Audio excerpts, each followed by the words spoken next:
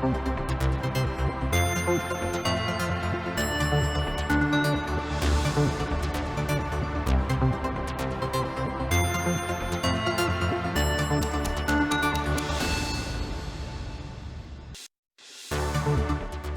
زينام تفرارمتي وعلى بريتوريا زفرموا سماد سممعنات كتكبروا بيرو بداية كوميونيكيشن تقراي توعون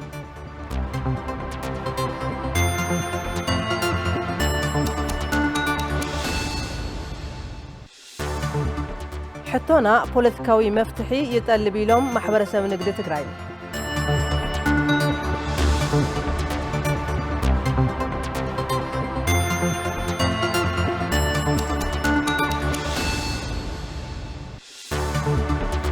بريزيدنت أمريكا دونالد ترامب نحموش تهاجرات قدام قشاه أمبيرام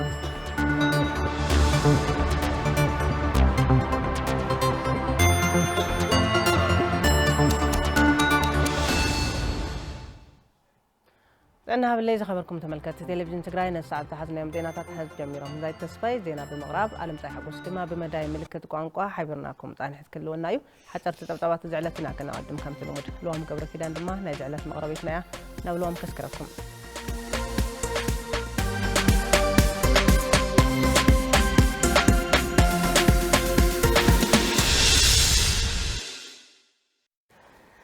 سلام دعنا هبلي كم يتعنيكم خبركم تملكتنا نزعلت زيز مرزنا يوم حاصرت زينات حيزنا قريبنا لنا فلما نبز مرزنا زينا خنسجر هزبي زوبا معراب تقراي بسنك صنتتاو كينات ابرستن طفعاتن يركب زبله مغلص ممحدار زوبا معراب تقراي زخف اسقياتن مكران يحلف الله يلو هزب زوبا معراب تقراي كم هزبي تقليلو خطف انت ميتن حمامن كم مسارح صنتت كوينو نخقصل بمغبار حزون باشحات زقصر حزبنا يحلق الله يلو ام مغلصيو نايزي ببغزي زقصل زلو صنتت هزبي زوبا معراب تقراي مقصلتا زخونه ابز حلف ورح مسكرم اما اخل معقب تمزابلتي 7 كاري مقله كلته نات بزبئي تنخيسهم اتحاده هيوتون تحلف اتاقاليت هصان دما كاموت مترافا ازخاخيرو بتمساسالي بشمونته تحساس كلتشحن 10 شمونته عامه مرت ليتي افت معقبي زبئاتي هصان كوسد كبل بناي حزب حجز اتهصان كدحن كيلي يلو اتم محدار حزون وعلى بريتوريا بزي متغبارو حزب زوا معراب تግራይ ابزخاف مكرا يركب زبله اتم محدار وعلى بريتوريا بملؤنت كتغبر دما صويعو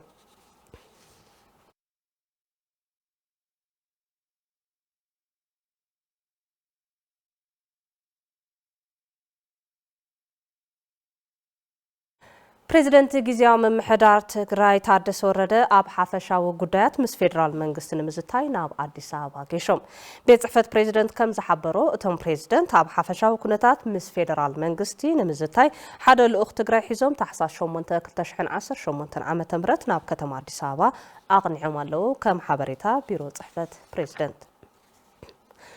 زينانا أنت نقصن محبر مناصي أفريت حاسينا مزينا عنصيتن شرندا سلاسة نسوسا سدراسواتن قدات أكلن لعلي 300 الشحبر حاجزو حاجز تجبر لهم سدراسواتن حربنياتاتن إزوم محبرات نخالو التكالاتن سبهافتن مرأيا خوينا مالويلهم أكايد سراح إتا محبر أيتمروز حدقو نسوسا سدراسواتن قدات أكلن نفس وقفهم حاموش تشحبر كمز حاجزون بتوساقي نحمسا سدراسواتن حربنياتاتن عدد سراح بمفتار هيوتون مرحي يسرحو خمزلو تزاريبهم كم تبزاب ملس أبادي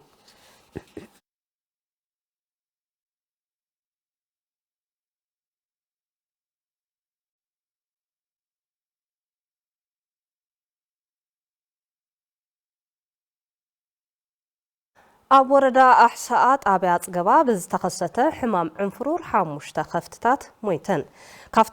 كفتم زموتهم حرصوت أيتا جورز أرقان تخلا مريمن أيتا أرقاو هاي لسلاسين بوغن سومويا هافت انسسا حكمنا ودقف كم زي تقابر اللهم تزاريبهم حكيم هافت انسسات هاوردا دكتور تسفاي تخلاي أوردا أحساء تفتر حمام عنفرور كفتي كافتن تشعت زحمما اتن حموشتا كم زموتان إز حمام مبزحتيو أبزي تقطوا انسسا زخصت مخانو حبيروم التحاباري كيد سرا هافت انسسا تهاوردا أيتا تولد فسها حمام عنفرور كفتي بفيروس محلالف كم زخونن هزبي انسسو بتحمام قدم متقعن كختب كم زلو غليصم اتحمام ناب كال خبابي كيلابع وفر خطابه انات وهابه كم زركب دما ركبن حبريتان ورد حسا غليصو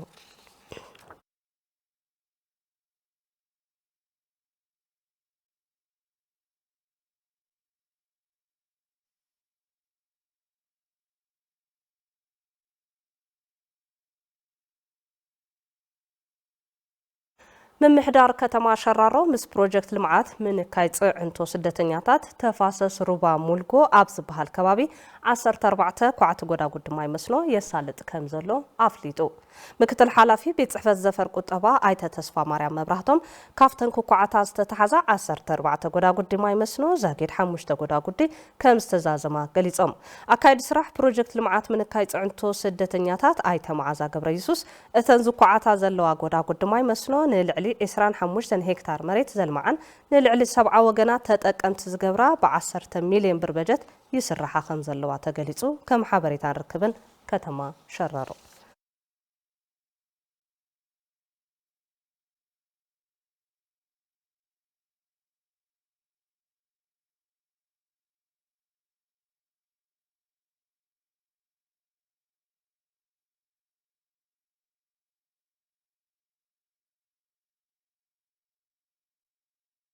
نابناي وصا زينان تنسجر بريزيدنت دونالد ترامب نحموشته هاجرات اجدا مغشا ناب امريكا امبيروم وايت هاوس اتجدب دحننت امريكا نمحلاو زعلمه مخانون كاب طر 1 2026 اقوطاطر اوروباوያን جميرو اب ግብር ጉዕል مخانو ተገሊጽሎ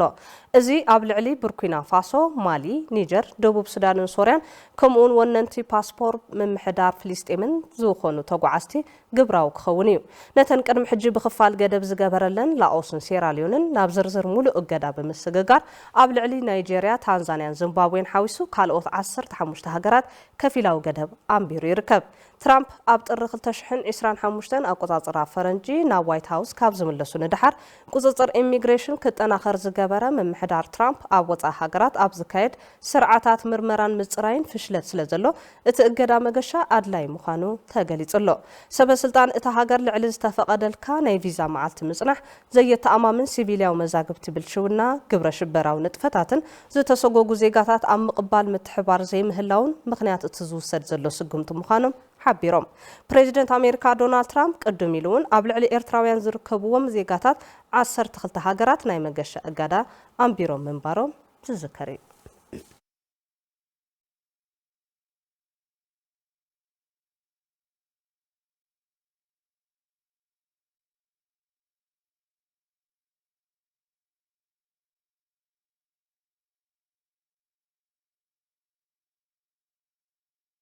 حصرت زيناتات ساعات زازمنا لوام قبل كده مساخم صانيحه زرزرنا تقربنا زايد كملسكم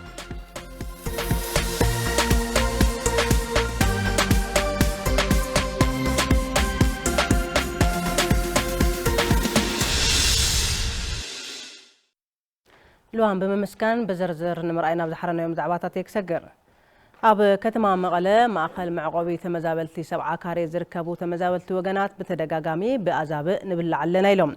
ንልዕሊ 5 ዓመታት ኣብ ስቃያትን መከራን ዝርከቡ ተመዛበልቲ ዞባ ምዕራብ ትግራይ መከራኦም ከብቅዕ ዝምልከቶም ኣካላት ብመሰረት ውዕሊ ፕሪቶሪያ ናብ መረበቶም ንክምልስዎም ድማ ተማሕጺኖም መርሃው ተስፋይ بتقديداتي ህፃንስ ዘውዝንየ ዝሞተ ዲኽር ዝግባስ ዕምባባ ኸሪ እዚኣ ኸኣትል ነር ተመሊሱ نبزياتي وبزياتي سدرا ايتنغا سغداي كابزوا معراب تግራይ ተመዛቢሎም ኣብ ማእከል መዕቆቢ ተመዛበልቲ 70 ካሬ ይርከቡም እዞም ስድራ ናብ ተሕሳስ 8 2018 ዓመተ ምህረት ዘወግሕ ለይቲ ልብኻ ሰብር ፍሉይ አጋጣሚ ኣጓኒፍዎም ንልዕሊ 5 ዓመታት ኣብ ጥሜትን መከራን ዘለው ተመዛበልቲ ዘዋ ምዕራብ ትግራይ ወግሐ ፀብሐ ህፃናት በአዛብ ክብልዑ ምርኣይሎ ሞድና ኾነ ይመጸሎም እዚ ሕማቕ አጋጣሚ ኣብ እንዳ ስድራ ኣይተነጋሱውን በፂሑም زعتوا بزعف دقتي أي قديداتي نوزع أتوكل بومبر وعيوه مثلا لا بزانا ترقيص مزوال عزينيرنا مثلا خل أنا زللي لخ عبزانا لا يكل لو زوجني أجزا قديد بتحبرخ قعدت بليه حقات أم أو حنير وناي مدو كم زي مهرسي سلل اللبو كاليات تمليس بزي أخا على بزياتي بزي غير قديد خلع بزي أخا أتل نير تمليسو نبزياتي وبزياتي ساعات عصرت قدلي أنا بدي أدركس ودي وين سلا درجات بالعني مسيل نبر بهوة ندرخ كوني مثلا سلا حيل سب سلا خلو وضع تمسجن بذكالنا متن مسارح رخبنا جن فاسن مدشان رخبنا قتيمنا زلو كل مداوي عصبو كي يأكل عيننا نرانا دكنا بزبئي بلعو اللوز بولو سدرا عند عيتنا قاسيم عبتا مزابلتي زبزح زلو مكراك حسر منقستي فيدرالن جيزاو محدار تقراين وعلي بريتوريا كتكبرو تسويعهم منقست بهيوة تلي وحالات تلي لما ربتنا تتمرسلنا عاقمي اللي تتبرقل بناسس 5 عامات يقمطوا خيندا بفلحل تلعا نفاسن قرن صحين لودو خيندا ايو بچفري وقعو زخيندا اتينيو ويطعي خيندا يغورنا وين اشتي مكلاخل شاول مسدنا يغورنا تطميات اسمخالنا يو تقرس مخالنا يو زمن قلعو زمن لو قلعو سيمني رأيو بقى نعدنا وخملسنا له بقى مطي مخنيات زي رولس مخنيات تاي مسيلنا نينا بزبي بحمام بلومي صباحنا مربتنا كنملس الناس تصبنا حزي هصانات دقنا بزعبا تمرتي كي يحاسبوم بزعبا زبئي مصا كده كحاسبو سنل بناو صعنتو يبصحوا مالو زبلوم ززراربنا يوم تمزابلتي وغنات يوم احنا نحمش عمتات ملو بزكاب حج بتسفان نبر نيرنا عدنا كنخير زول قمت نيرنا كوسنا ايام زول لا تصبنا نيرنا حجين بقى تمال لم يتسغر سرحس طعم خبيديو ناغراوتو نوعنا مع راوينا يسوردينا هذا زاده ودا عراد دقيسنا هالو مساعه تصقعو محدار تاي مالتي كداناو صيا زي عابدت زي كدت حصانس زوزني زموت دي خرز زغباس عنبا خري زغبا دفتر حيزخ مهاري زغبا حصان زنا رأي سقيل زري اكل وا اندي أنا نفطريه زلمن فلان زو مصاون تسب دم يمزلو انا خبيديو حد نغر طمته تتغبرنا اي نزل احنا سخاتم تلفزيون تግራይ ግን 5 ዓመት وحد كوسدنا كندا زوانا خصقطنا زمرته مسمار زوانا خوغنا 5 ዓመት ሙሉ ተኸታታሊ ዝኡ ወስደና ናመጣኹም ይኹም ትድምጽና ትሽግርና ተቃልዕዎን አኻቱም ቴንኪው የዝብል ንተኻሊ ዘለ ግን አይኑ ዓሙይት ዘለ ዓይንኻ ክፈተ የዝብል أذن صغيت زرلها أذن خافتي لي ملأخت زم حلالف. معقوبي تمزابلتي سبعة كاريم. كاب تحساس شومنتك لتشحن 10 شومنتنا متمرس زقات ما حدقا سقع زبيم. عباز حلفو عوارح حد هسان بزبي كم استبلعن. حد ما 5 غسلن تلفزيون تقراي متصابو يذكر. أب لعلي تمازابلت تقراي بحفشة أب لعلي تمازابلت زوبا معراب دما بفلاي يبزح زلو سكات كبقع تفرارمتي وعلي بريتوريا زفرمو وسند سممعنا كتكبرو بيرو قدات كوميونيكيشن تقراي طويعم تبيرو أبز قدام ملكتو زوتو وانا ومجلسي بمسارحتنا يورساليم قبرمتن كقربي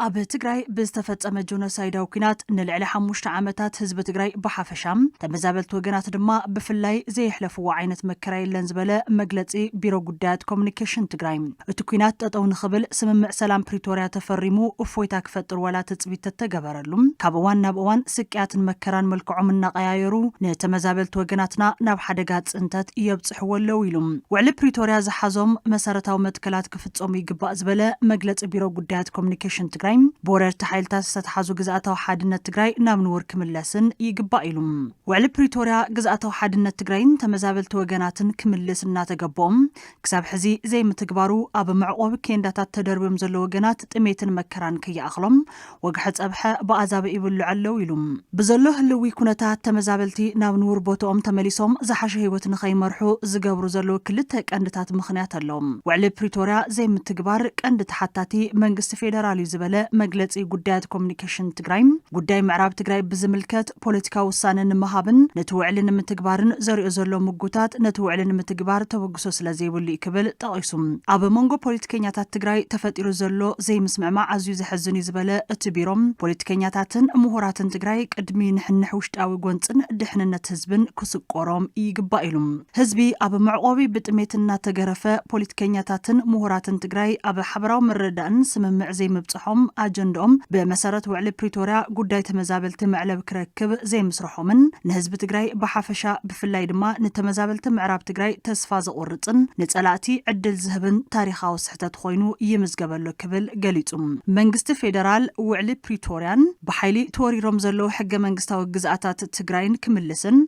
تمصريتهم زلو نتوم زي حقهم محدارات كفرسن حلفنتو كفتم التحساسيبهم قداي تمزابلتي قداي سبعو مسل دأمبر بوليتيكا መደራደሪ ክኾነ ይግባእን ዝበለ መግለፂ ቢሮ ጉዳያት ኮሙኒኬሽን ትግራይ ፖለቲካዊ ውድባት ትግራይ ፖለቲከኛታትን ምሁራትን ትግራይ ዘለዎም ኣፈላላያት ብዘተን መረዳዳእን ብምፍታሕ ኣብ ትግበራ ውዕሊ ፕሪቶርያ ክዓስሉ ህልውና ህዝቢ ትግራይ ከቐጽሉ ታሪኻዊ ሓላፍነቶም ክፍጽሙ ይግባእ ኢሉ ነበርቲ ወረዳ ራያ ዓዘቦ ጣብያ ሓወልቲ ብሕጽረት መምህር ክፍልታት ደቆም ኣብ ፀሓይ ንፋስን ኮይኖም ንክመሃሩን ዝተፈላለዩ ሕማማት ንክቃልዑን ይግደዱ ምህላዎም ገሊጾም ቤት ጽሕፈት ዳግም ሕወይትን ህንጸትን ትግራይ ኣብ ወረዳ ራያ ዓዘቦ ዘካየዱ ዘሎ ህንጸት ኣብያተ ትምህርቲ ክቕጽለሉ ድማ እቶም ነበርቲ ፀዊዖም ኣለዉ በላሽ ፈራው ናይዚ ዜና መዋደድ እዩ ሸዊት ግዱ ድማ ካርበልና እዩ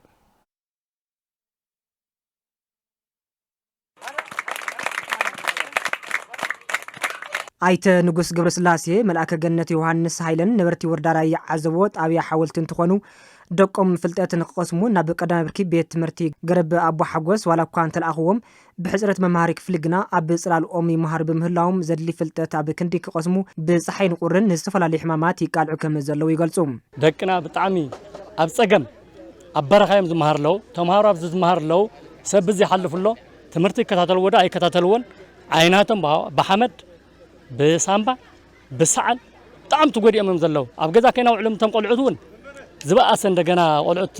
ما هي مخوينهم كترفونا خوينهم يوم نابزام سينا يوم زلنا تمهارو سأقرأ عين مهار له مالتي كاو كم ببل ماله لا يوم كفلو ركار بها مثل نوفمبر بارسلدي ولهم أو حمد سلد مهارو ياو سعل حمله عينهم محمله ممهران أتي بيت مرتي بسنك حسرة ممهاري كفلي مهارو أب أجري أمي مهارو كم زلون صفة مرتين مرجع أجمع كم فترة لموني جلسهم حمش ميتين سالسان أربعة تمهاري لنا عسات حمشة ممهر لنا كاوزيوم تتساقم شوعات خلاص أبدأ جايز مهر وانبرون يلي مالتي دكا حزم نزمهر له تمهارو بدكام حزم مزيوم تدكا نحادنا أمته مزجنا تدكا هاي تحاوس مزجنا أنا حادنا أمته مالتي كيف يقول ما إنه وانبرات يقول ما تحفت يقول حصر يقول ما يقول شتى يقول بتاع مش قهوة نازل له سلذي إن مهارس بتاع شجاري تمهارون قري صحي صايم ناوي بأوري صحي صاينا نازل لنا نتساقم من مكلال بروجكت 3R4 زهان صمزلو 4 ممهاري كفلتات تمهارو كاب قرن صحين تناقيفهم تمرتم بزقباء نككاتلو كاب داس نابك فليك سقاقرو زقبر زلو تبقصو ولدن ممهرانن يندوم حزون انتخونا تسريحهم زلو كفلتات اخلات الزيمو خانوم اتم ولدن ممهرانن يقلصم جمارو صبايو هذي توصلوا تمهارو نفس كفل كأتويم عزيز مهارو دجنا توصلوا تمهارو ترف لهم مالتي نزس منجستي بزلوا عقمي مسبرة سبنا تحاورنا مس منجست خوينا تمرت بيتنا كنا محيش إن نسعر لنا مالتي هذا روعة كلاس من الله قلنا بزلوا زي على حمش تمشي قال لي تمهاري زلنا أخلا يكونن قلنا قص نزلوا جور سنة أكل هم جمر ما زلوس قص لنا ندلي مجمر يا خمس جناز دل نيسري ار بروجكت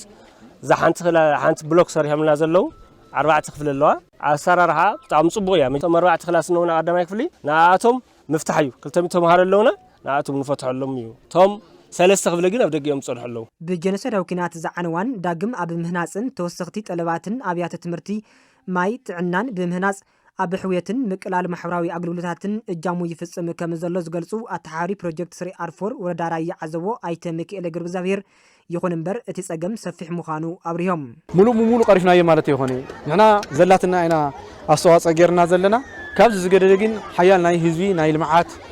قلب له حيال ناي هزبي ناي تمرت قلب له سلازي بحدا جورسنا وينو بحدا أكل طرح كفتح يخلن نا كل حرتسب نا كل أكلات تصادف زليو يساقم ማእኸል ምርምር ማርች ዩኒቨርሲቲ መቐለ ኣብ ሕዌት ስነ ልቦና ደቂ ኣንስትዮ ተምሃሮ ይሰርሕ ከም ዘሎ ፍሊጦም እቲ ማእኸል ናታ ሕዌት ናትና ሕዌት ኣብ ትሕቲ ዝብል ፕሮጀክት ዝተፈላለዩ ሞያዊ ክእለት ክጭብጣ ከም ዝሓገዘን ተምሃሮ ካልኣይ ብርኪ ቤት ትምህርቲ ሃፀይ ዮሃንስ መቐለ ገሊፀን ሃይለ ስላሴ ገብረ ሚካኤል እዩ ነዚ ዜና ወሪድዎ ማእኸል ምርምር ማርች ዩኒቨርሲቲ መቐለ ናትና ሕዌት ኣብ ትሕቲ ዝብል ፕሮጀክት ብሰንኪ ጆኖሳይዳዊ ኩናት ትግራይ ኣብ ደቂ ኣንስትዮ ተምሃሮ ዝበፅሐ ስነ ልቦናዊ ሃሰያ ንምሕዋይን ተምሃሮ ኣብ ትምህርተን ትኩረት ክገብራን ኣብ ሕዌትን ህንፀትን ደቂ ኣንስትዮ ተምሃሮ እናሰርሐ ይርከብ ተምሃሮ ታሽዓይ ክፍሊ ካልኣይ ብርኪ ቤት ትምህርቲ ሃፀይ ዮሃንስ ሊድያ ገብረ ጭርቆስን ኤልሳ ባሻን እቲ ማእኸል ኣብቲ ቤት ትምህርቲ ብዝኸፈቶ ውሕስ ቦታ ንደቂ ኣንስትዮ ተጠቀምቲ ከም ዝኾና ይዛረባ እዚኣ ደቂ ኣንስትዮ ዳርጋ ካልእ ትገዝአን ማለት እያ እዚ ቅድሚ ምኽፋቱ ያው ፐሬድ ቻላቻል ሆነ ጓልነቴቱ ወይ ገዛ ካብዝ ልገዛ ትኸት ከፊያ ካኻሊ ሰብ ሹራብ ለሚና ገለያ እዚኣ ምስ ተኸፈተት ግን ያው ኣብዚኣ መፅያ ተሓፂባ ክዳና ቀይራ ሎሽን ገለ ተቐባቢያ ፅሪር ኢላ ተሓፂባ ያው ተመሊሳ ላብ ክላሳት ኣትይሉ እድል እዩ ነናዓልና ታለንት ነውፅሉ ቅርፃ ቅርፂ ጥቕሲ ፅሕፈታት ባዕድ ታለንት ዘለዎ ነናዓልና ታለንት ሲ ኣብዚ ተኣኪብና መፂና ንገልፀሉ ውሕስ ቦታ ንደቂ ኣንስትዮ እዩ ብዙሕ ነገር ናትነገረሉ ኣብዚ መፂና ናይ ስነ ልቦና ይኹን ናይ ንፅህናና ንሓለየሉ ብነፃነት ንኾነሉ ቦታ ኢና ፅሬትና ሰልፍ ኬር ኒአና ሻምፖ ሳኒታይዘር ብጣዕሚ ብዙሕ ነገራት ኣማሊል ሓዘ ኢቭን ስትራክቸር ነው ግሩፕ ዲስከስ ንገብር ንኽእልና ምስ ማሓዙትና ነዋግዐሉ ብዚ ጦርነት ግዜ ኣጋጢምና ዝነበረ ድማ ናይ ስነ ልቦናዊ ምኽሪ ናይ ሳይካትሪስት ንውሃብ ኢና እቲ ፕሮጀክት ካብቲ ብሰንኪ ኩናት ዝበፅሐን ሃስያ ንምውፃእን ኣብ ትምህርተን ጠመተ ክገብራን ሓጋዚ ከም ዝኾነ እውን እተን ተምሃሮ ይዛረባ መንፈስና ይሕድሰልና ያው ኣርባዕተ ፐሬድ ሙሉ ኣብ ክላስ ትምህርቲ ደፍተር ቢሮ ኢኻ ኣብዚ ምፅኢል ካለለ የሆነ ሙዚቃ እኒኦ ስእሊ ቅርፃ ቅርፂ ትፅሕፍ ገለ ተለኻ ሆነ ኣእምሮኻስ ይሕደስ እዩ ትምህርትና ለስ ይሕግዘና እዩ ኩሉ ነገር ለለይና ንዓርሱስ ብነፃነት ንሰርሐሉ ካብ ጭንቂ ንገላገለሉ ኣብዚ ኮፍ ኢልካ ናይ ስነ ልቦና ምኽሪ ትህብ ተለዋ ንኣና ብጣዕሚ ሞቲቬት ይኾነና እና ካብ ዝሓለፈ ነገር ኣበይኒ ካለ ይኾነ ምስ ሃዋትካ ተዋግዖ ተለካ ኩሉ ነገር ዝቐለለ ስለዝኾነ ብጣዕሚ ብዙሕ ዝሕግዘና ኣብዝናኣና ኣብ ካልኣይ ብርኪ ቤት ትምህርቲ ሃፀይ ዮሃንስ መምህር ኣስቴር ግደይ እቲ ፕሮጀክት ደቂ ኣንስትዮ ተምሃሮ ናብ ማኣዲ ትምህርቲ ክመፃእ ዝገብሮ ዘሎ ድጋፍ ዝነኣድ ከም ዝኾነ ይሕብራ 1500 ዝኾና ተምሃሮ በጀተን ስልጠና ሂበና ክንተምሃራና ነቂሕን ናብ ትምህርተን ንኽኣትዋ ናይ ቅድሚ ሕጂ ዝነበረ ኩናት ዘጋጠመት ተምሃራይ ካብ ትምህርቲ ማኣዲ ንኽድሕር ገይሩ እዩ ንዓና ግን ሽሂልስ በቃ ንዓና ሓጋዚና እዩ እዚኣ ካብ ትኽፈት ኣነ ዓርሰይ ብጣዕሚ እየ ዝፈቱ ግዜ ተሃልኒ መፅእ ኩሉ ሻዕ ዝመፅእ ስለምንታይ እተን ተምሃሮ ደስ ኢልወን ክሪአን ተለኹ ብሙዚቃ ይስዕስዓ ናይ ባዓርሰን ድሌት የውፃ ስእሊ ስእላ ናይ ባዓርሳትን በቃ ሓደ ነገር ገብራ ተለዋ ሓቂ ዘራ ሕጉሳት ኮይነን ክሪአ ተለስ ብጣዕሚ እየ ዝሕጎስ መተሓበሪት ውሕስ ቦታ ንደቂ ኣንስትዮ ተምሃሮ ቤት ትምህርቲ ሃፀይ ዮሃንስ ሰማልተካ እተን ተምሃሮ ካብ ቤት ትምህርቲ ብተወሳኺ እናተሃደሳ ዘለዎን ክእለት ንከውፃእ ዕድል ዝፈጥር ከም ዝኾነ ትገልጽ ናይ ሳይኮሶሻል ማሕበረ ስነ ልቦናዊ ትምህርቲ ምሃብና ሰልፍ ኬር ንብሎ እንደገና ናይ ደቂ ኣንስትዮ በዓለን ዓርሰን ንፅህናን ዝጥቀማሉ መሳርሕታት ኣቕሪብካ ምፅናሕ እዩ ሳልሳይ እንደገና ድሮፒን አክቲቪቲስ ንብሎ ማንኛውም ታለንት ለለውን ነገር ለአብያሉ ቦታ ተመሳርሕታት ተቕሪብካ ዝነፃነት ዝሂብካ እሱ ልሰርሓሉ ተደሊንክ ስእላ ተደሊንክ ሰስዓ ክገጥማ ከንብባ ኮሙኒኬት ክገብራ ነፃነትን ሓሌን ማንም ከይጨናነቐን ዝጥቀማሉ እዩ ኣብ ዩኒቨርሲቲ መቐለ ማእኸል ምርምር ማርች ተመራማሪትን መተሓበሪት ፕሮጀክት ናትናሕውየትን ፍርቱና መኮነን እቲ ፕሮጀክት ደቂ ኣንስትዮ ተምሃሮ ካብ ዝበፅሐን ሃስያ ኩናት ወፅን ፅባሕ ተስፋ ከም ዘለዎን ክሓስባ ድጋፍ ዝገብር ከም ዝኾነ ሓቢራ እቲ ዝነበረ ኩናት ኣብ ሕብረተሰብ በጠቓላሊ ሰፍለ ይብል ጉድኣት ተብፅሑ እዩ ኢንፎርማሊ ዋላ ምስአን ክነውግዕ ተለና ትምህርትና ምቕፃል ነገር ብጣዕሚ ትሑት እዩ ትሪኦ ተምሃሮና እዚ ክህሊ ከሎ ግን መፅን ትልነበረን ስምዒታት ክወፅእ ትነበረ ናይ ጦርነት ኤክስፒሪየንስን ክገልፅኦ ምግባር ሓደ ናይ ሕዌት መንገዲ እዩና እቲ ናይ ሕዌት መንገዲ ክህሊ ተለኻ ናብ ትምህርትና ምምፃእ ድሌት ይውስኽ ትምህርተን ብኣግባብ ክከታተላ ፅባሕ ተስፋ ክህልየን ተተማሂረን ላዕለ ደረጃ ክበፅሓ ከም ዝኽእላ ይሕግዘን እዩና ከምና ሓንቲ ትግራወይቲ ኣብና ደቂ ኣንስትዮ ተምሃሮ ፅቡቅ ዝኾነ ሚና ይጫወት ኢለ ልሓስብ ፕሮጀክት ናትናሕውየት ካብ ቤት ትምህርቲ ሃፀይ ዮሃንስ ብተወሳኺ ኣብ ቤት ትምህርቲ በርሜዳ ሳምረ ቤት ትምህርቲ ወልደ ንጉስ ኩሓን ቤት ትምህርቲ ጥላሁን ግዛው ማይጨውን እውን ከም ዝሰርሕ ንምፍላጥ ተኻኢሉ ዜናና ብሳተላይት ዲኤስቲቪ ከምኡውን ማሕበራዊ ሚድያ ቴሌቪዥን ትግራይ ፌስቡክን ዩቲዩብን እናተመሓላለፈ ይርከብ ንዓና መሬትኩም ሳና ስለ ዘለኹምን ኣዚና ነመስግን ጠብጠባት ቢዝነስ ኢና ክነስዕበልኩም ድሕሪ ሓፃር መሰጋገሪት ምስ መቕረቢ ዝዕለት ሃብቲ ገብሩ ትክራኸቡ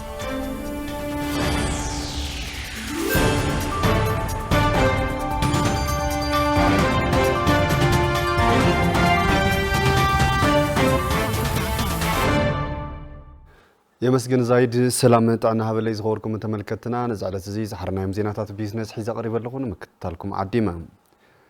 بسنكي كوينات ناي ولد استاكبه وزف عدان مخفل 10 معلتات تريفوم زلو محبرسب نقد تግራይ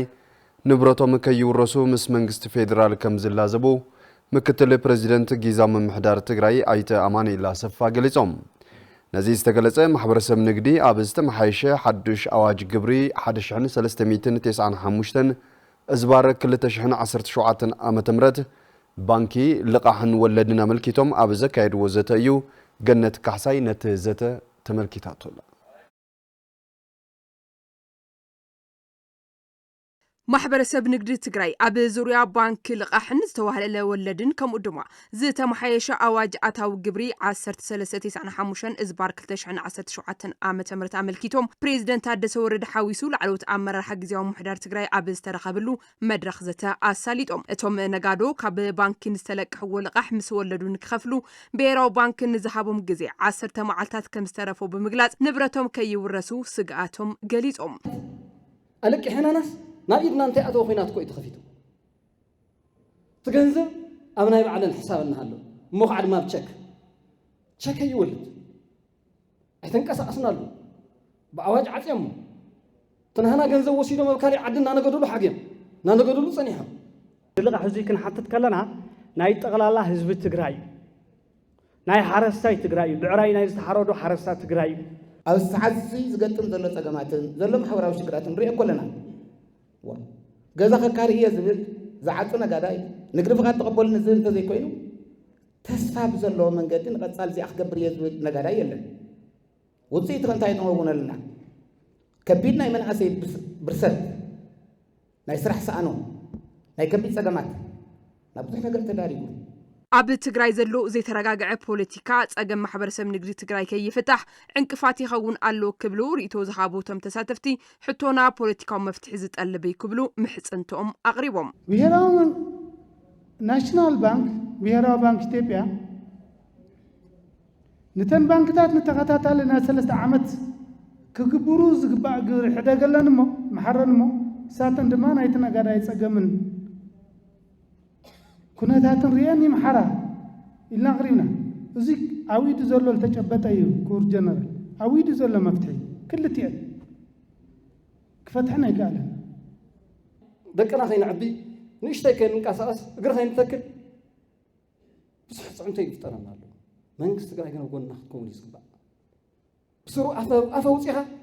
ክፍታሕ ኣለዎ ተባሂሉ እዩ ክለዓል ዘለዎ ምስ መንግስቲ ፌደራል ድሕሪ ውዕሊ ፕሪቶርያ እውን እንተኾነ ማሕበረሰብ ንግዲ ኣብ ቅልውላው ከም ዘሎ ዝገለጹ እቶም ተሳተፍቲ ኣብ ልዕሊ ዝተዋሃለለ ውዝፍ ዕዳ ብፌደራልን ብክልልን ዝወፁ ሓዱሽ ኣዋጅ ኣታዊ ግብሪ ኣብ ትግራይ ዘሎ ስርዓት ንግዲ ዘየገናዘበ ክብሉ ኮኒኖም ስለዚ ልዕሊ እዚ ሰብኣዊ ወቕዓ ድርኩይታይ ደግማ ዝወለድ እዚ ይመለሰሎም ጉዳይ ብሄራዊ ባንክ ሓዲኡ መዕለብ የርክብ ኢሉ ጊዜያዊ ምሕዳር ወይ ካቢነ ምምሕዳር ከይመጎተ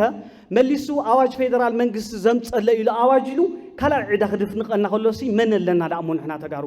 ኢኮኖሚ ዘይብሉ ድኻ ማሕበረሰብ ድኻ ተሓሳስባ ድኻ ዓቕሚ ሒዝካ ዝተበተነ ትግራይ ንምስራሕ እዩ ዝስራሕ ዘሎ ማሕበረሰብ ንግዲ ትግራይ ንዝተዋሃለለ ዕዳ 80 ቢልዮን ብር ተሳጢሑ ከም ዝርከብ ዝገለጹ ኣተሓባባሪ ሓይሊ ዕማም ፋይናንስ ዶክተር ኣታኽልቲ ኪሮስ መንግስቲ ፌደራል ፍትሓዊ ምላሽ ክህቦም ፀዊዖም ኣብ ትግራይ ዝተኻየደ ኩናት ግን ፍሉይ ዘብሎ ናይ ትግራይ ኢኮኖሚ ብኣዋጅ ባንክታት ግልጋሎት ንከይህባ ተዓፅን ዝበፅሐና ጉድኣት እዩ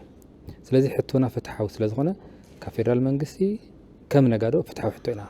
نقرب لنا فتحوا من لاشينا نصب حقاون ስለዝኾነ ኣብቲ መድረኽ ዝተረኸቡ ምክትል ፕሬዝደንት ግዚያዊ ምሕዳር ትግራይ ኣይታማን ኢላ ሰፋ ተሪፈን ኣብ ዘለዋ መዓልታት ምስ መንግስቲ ፌደራል ብምርድዳእ ስግኣት ሰብ ሃፍቲ ንምፍታሕ ክስራሕ ኢሎም ኣብ ትግራይ ብሙሉእ ነቶም ፀገማት ንምፍታሕ ዝኽእል ካፓሲቲ የለን ምስ ምልከቶም ኣካላት ተናቢብካ ከም ግዚያዊ ምሕዳር ይኹን እቶም ማሕበረሰብ ንግዲ ብዘለዎ መወዳድባታት ምስ ፌደራል መንግስቲ ተቀራሪብካ ንምስራሕ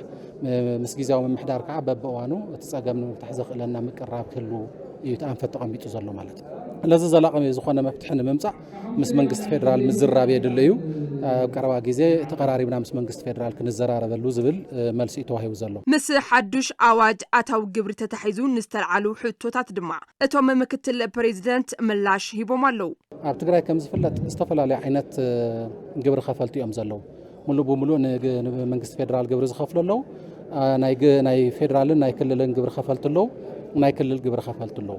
ስለዚ እዚ ብፌደራል ደረጃ ወፂኡ ዘሎ ኣዋጅ ተቕሊልካ ኣብ ትግራይ ይሰርሕ እንተልካዮ ነዚ ከም ዝበለ ናይ ግብሪ ስርዓት ከፋፍላ ናብ ሓደጋ ዘእትዎ እዩ ዲስቶርት ዝገብሮ እዩ ስለዚ ከምኡ ኣይከኣልን እቲ ኣብ ትግራይ ክፍጸመሉ ዝግባእ ስርዓት ምስ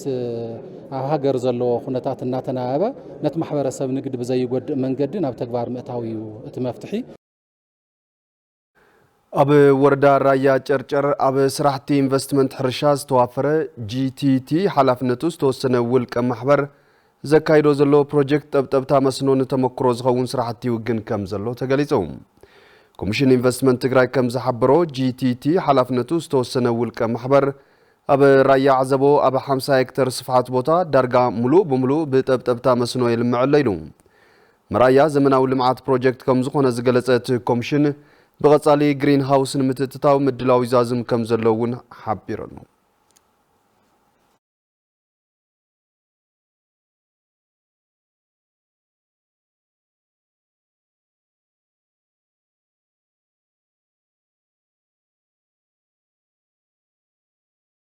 زخبركم تملكتنا حزر ما كنتات شرفوت ازر سرقان خدكتاتو ليك انقدكم سلام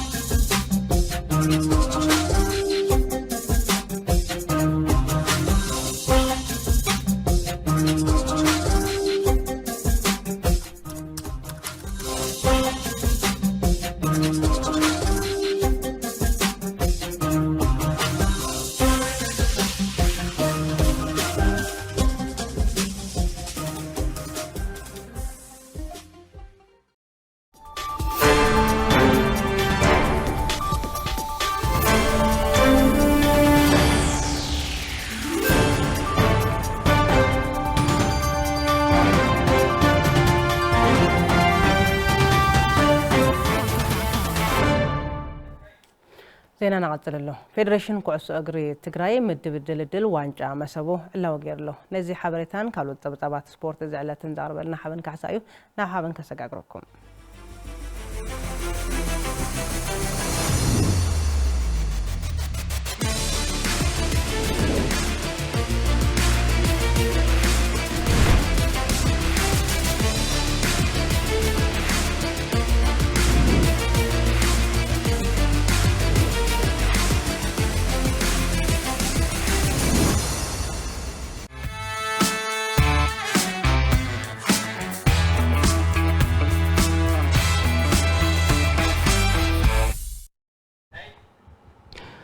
سلامتنا هبلي كم يتصنحوا تغتاتلتنا استفلا لزينات سبورت حيزا غريبا لخو زايدوني مسكن ناب فلما يزعوا سجيرا بمولاينت فابريكا سمينتو مسبو فيدريشن كوسغري تግራይ ምድብ ጋንታት ዋንጫ መስቦ አላው ገርሎም 10 ጋንታታት በሰለስተ ምድብ ከ10 ተክልተ ተሐሳስ ጀሚረን ግጥማትን ከሰልጣየን ዮሐንስ ሸበር ተከታትሏል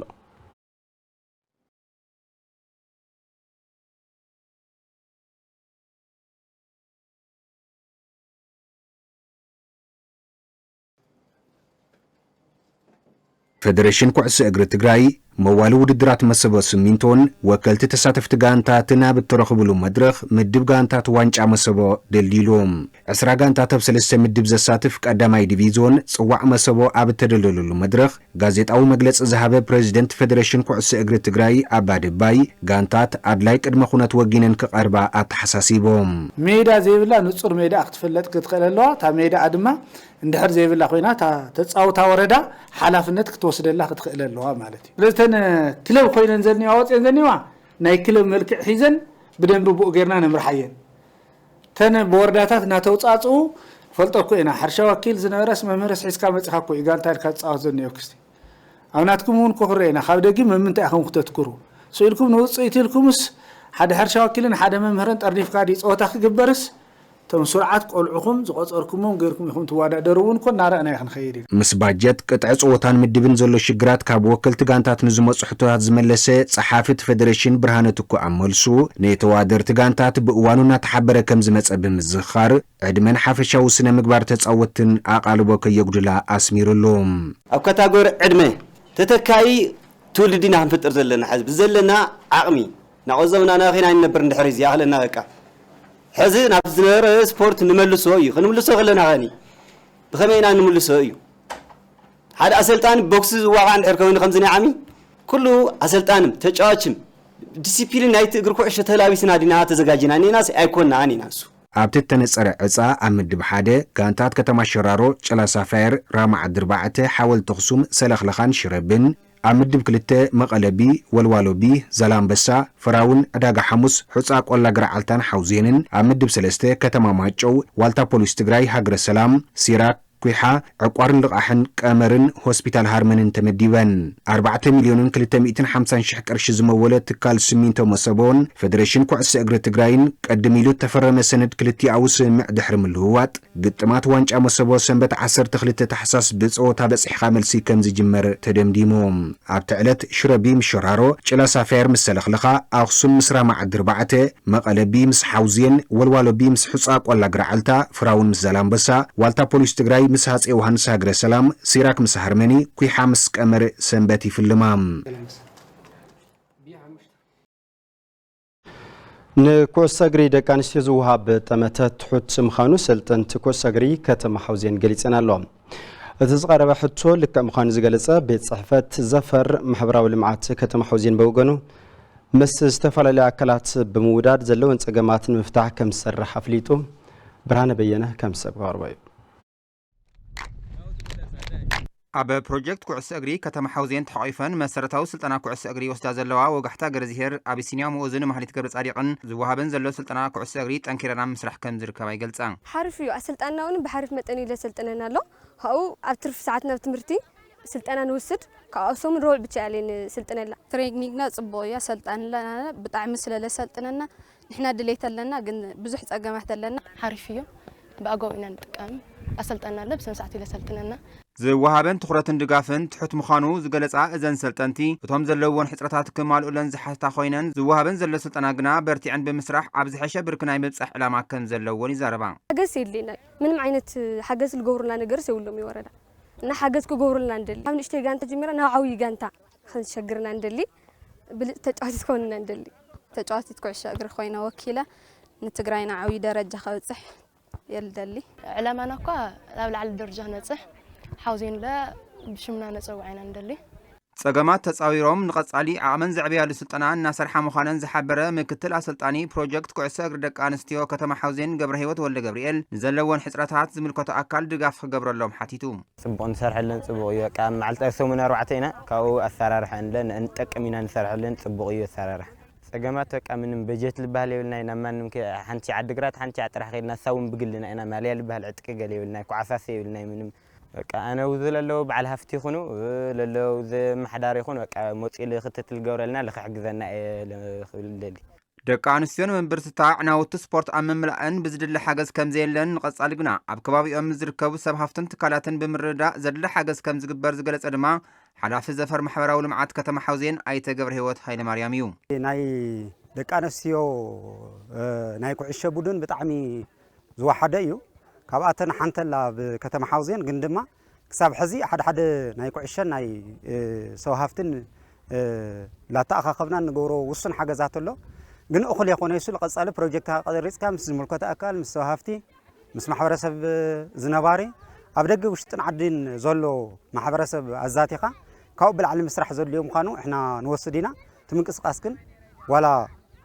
ቅድሚ ሕዚ እዚ ልባሃር ርኡይ ለውጢ ይነምፅእ ዝቐጻሊ ግን ከምኡ ዓይነት ትንምታ ዝሓዝና ምዃንና እዩ ማለት እዩ ፕሮጀክት ኩዕሶ እግሪ ደቂ ኣንስትዮ ከተማ ሓውዜን 25 ሓይሊ ሰብ ብምሓዝ ብደረጃ ዞባ ኣብ ዝካየድ ውድድራት ንቑሕ ተሳትፎ እናገበረት ትርከብ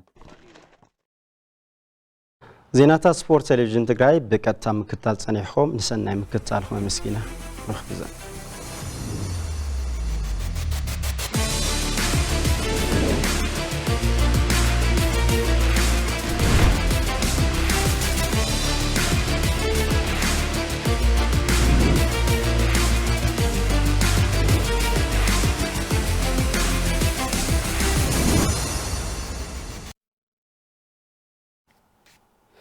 بزاي تسفاي النقاربة بعالم تهاي حقوس دما بملكة الناس النجارة تنح زينا زعلت تزاجمه مكت لكم نمسكن مسكالة مدلوات تلفزيون تكراي سبقوا زحمة لكم